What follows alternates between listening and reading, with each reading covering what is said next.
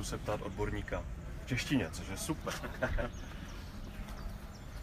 Je tady něco ještě pod tím? Určitě. Tady potom vlastně máte kompletní falešné dno, které ze zkušenosti dostačuje 90% majitelů na veškerý náklad. A opravdu potom ve chvíli, kdy jenom potřebují něco většího, dejme tomu přestěhovat a tak dále, takže vlastně můžu jednoduše vlastně sklopit sedadla. Jo, až takhle? Přesně tak, jak se to udělalo? Úplně do roviny, tady vlastně schovaným tlačítkem, které je tady vlastně uvnitř zašité pod kůží. Super. A tlačit nebo ještě jednou? Jenom tlačit, ono už je to deaktivované, tak teď je to odemklé. Aha, nejde. Ne, musíte vlastně to vyloženě odemknout. Já chci to trošku cviku, ale je to skvělé, že to v podstatě udělá i člověk jednou rukou. Takže když si něco nese dovnitř, tak to rovnou může udělat. 12V nabíječka, produchy, klimatizace, a když to chci teda udělat zpátky, tak musím asi dopředu. Přesně tak. Dobře.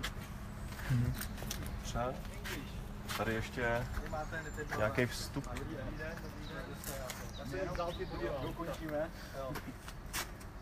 A tady je nějaký servisní otvor, nebo protože tam moc kapalin není, že jo?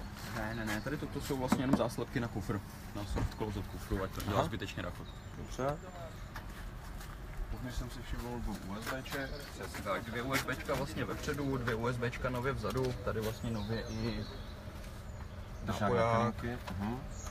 S tím, že samozřejmě potom ve chvíli, kdy chcete vlastně nastoupit do třetí řady, tak si sedačku vlastně jednoduše jenom a posouvá se jde vepředu. Automaticky se vlastně umí vyklopit i ta vepředu, pokud tam není dostatek místa, je zasunutá hodně. To je skutečně, kolik je tam detailů, na které člověk v podstatě přijde až posléze. Ano. Samozřejmě tyto sedačky jsou taky nastavitelné. A ta se nastavuje, až jakmile na ní sedí. Ano, přesně tak. Takže teďka je to... Teď je to deaktivované. Je to deaktivované. A někdo nad tím fakt přemýšlel. Když si chci dostat dovnitř, takže máčnutím, otevře se mi okno a můžu dovnitř. Klasická přihrádka.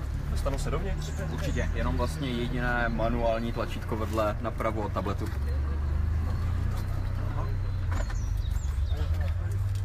Malá přihrádka. Čistý design. Aha, tady je to taky manuální, není to automat. Uvnitř ten středový panel. Reproduktory jsou zabudované někde viditelně. Reprák je vlastně tady klasicky po bocích, jinak potom tady je vlastně High Fidelity Sounds, takže je tady celkově 12 reproduktorů vlastně po celém autě plus 2 subwoofery vlastně v kufru ještě. Tady jsem si všiml jedné kamery. Ano, to už je vlastně Autopilot Hardware 2.0, takže vlastně tohle už je hardware, který je schopný autonomní jízdy, takže z toho důvodu vlastně máme kamery tady v C-čkových sloupcích, kamery vlastně místo blinkerů, plus vlastně už místo 2, 3 kamery vlastně 3 kamery vepředu. A potom samozřejmě ještě další kamera vzadu a 360 stupňů senzory kolem auta. Autonomní řízení to spavíme na dálnicích třeba. Autonomní řízení, které bude plně funkční všude, jenom to je vlastně jak kdyby ta funkce full self-driving, kterou spustíme, dejme tomu za 2 roky, region od regionu na základě legislativy. Jo. V Rakousku, v Německu, tam už to máme před schválením, v Česku, na Slovensku se o tom bohužel nikdo ještě nezačal ani bavit.